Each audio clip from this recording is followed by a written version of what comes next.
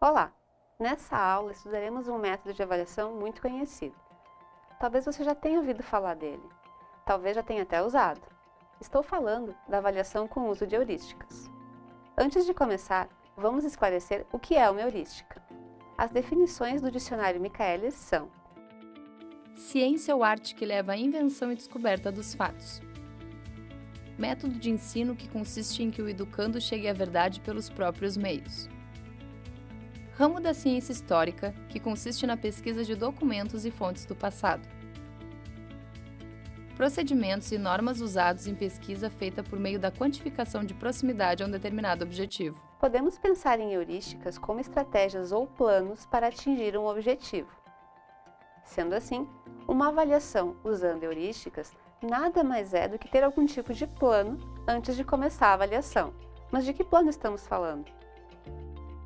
Este plano normalmente tem a forma de uma lista, que deve ser aplicada às inspeções de um objeto bem definido.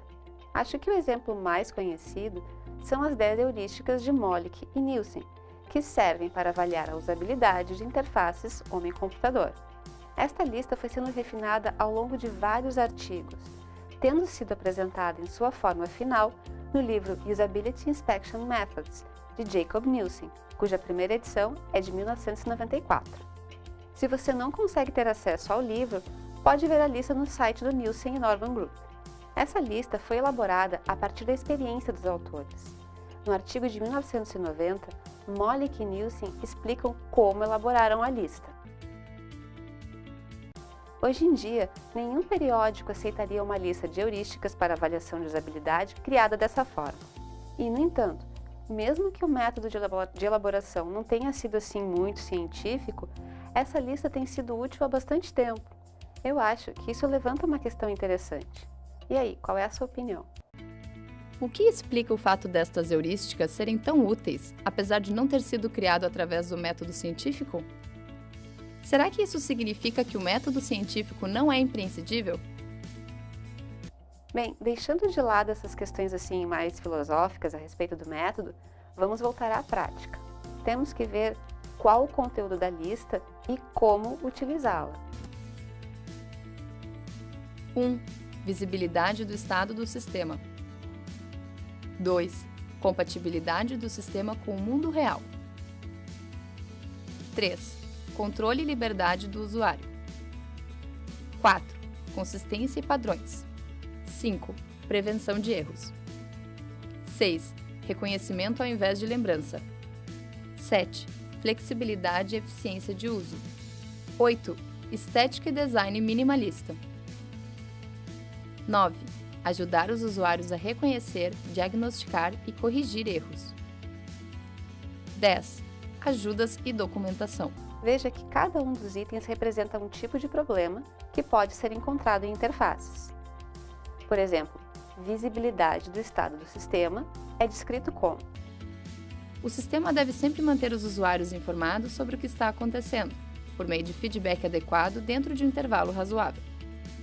Antes de começar a fazer a avaliação, você precisa estar familiarizado com a lista e com a interface a ser avaliada. Isso é muito importante. Para fazer a avaliação, siga os seguintes passos. Se familiarize com a lista de heurísticas. Se familiarize com a interface que vai ser avaliada. Crie uma lista de tarefas. Uma dica: pense nas coisas mais importantes que o usuário precisa fazer. Execute cada uma das tarefas. Avalie a interface de acordo com a lista de heurísticas. Para cada passo da tarefa, você precisa se perguntar que a ação que você, no caso o avaliador, está executando pode representar um problema descrito por um dos itens da lista. Pode ser que um problema seja classificado em mais de um item. Classifique o problema de acordo com a severidade. Você pode usar uma escala de 1 a 5, por exemplo, onde 1 significa que não é grave e 5 significa que é muito grave. Por último, faça um relatório, tentando ser objetivo e sucinto. Parece super fácil, não é? Pois é, só que não é tão fácil assim. Sabe o primeiro item do diagrama que acabamos de ver? Se familiarize com a lista de heurísticas? Não é muito fácil a gente ter essa familiaridade toda. Para que a gente consiga inspecionar cada ação realizada pelo usuário e ao mesmo tempo ir se perguntando: Será que isso representa um problema desse ou daquele tipo? É preciso ter a lista inteira na ponta da língua. Stanton e Young alertaram para isso. Avaliações com uso de heurísticas são eficientes e rápidas, porém dependem muito da experiência do avaliador, tanto com a interface como com as heurísticas. Além disso, eles alertaram também para o fato que um avaliador trabalhando sozinho não encontra uma quantidade importante de problemas, ou seja, precisamos de mais de um avaliador experiente. E isso complica um pouco as coisas, não? Mollick e Nielsen já haviam falado sobre isso em um artigo de 1990, no qual eles avaliaram o quão difícil era encontrar os problemas de usabilidade. Eles fizeram experimentos com 4 sistemas e observaram a quantidade de erros que cada avaliador encontrava e a gravidade de cada erro. As imagens que você está vendo foram reproduzidas desse artigo. Cada coluna representa um avaliador. Os avaliadores estão distribuídos no eixo X, sendo os piores à esquerda e os melhores à direita. No eixo Y, vemos a classificação da dificuldade de encontrar cada problema.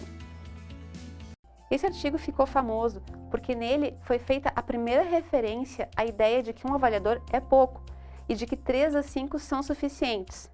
E foi aí que começou a história de ter 5 avaliadores. A ideia é que a quantidade de erros encontrada pelos avaliadores segue a distribuição de Poisson.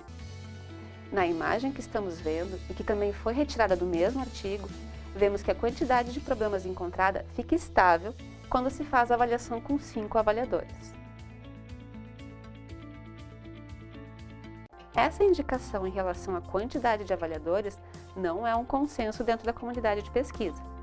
Há, por exemplo, artigos que discutem se a distribuição de problemas de usabilidade realmente segue uma distribuição de Poisson. Mas como isso é um tópico que eu considero bem fora do nosso escopo, não vou entrar nesse assunto.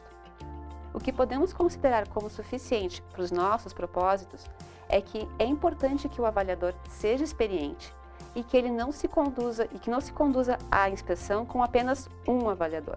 Agora vamos tentar aplicar o que aprendemos a um exercício.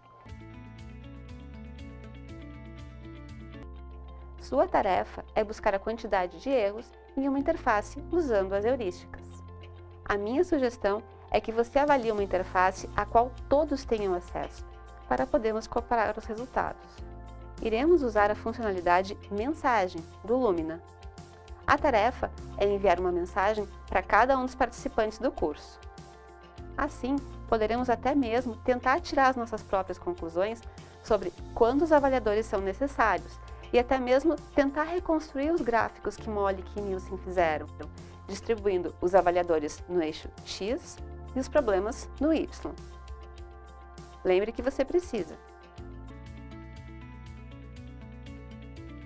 Como resultado, você vai produzir uma tabela que relaciona os problemas encontrados nas linhas com as heurísticas nas colunas.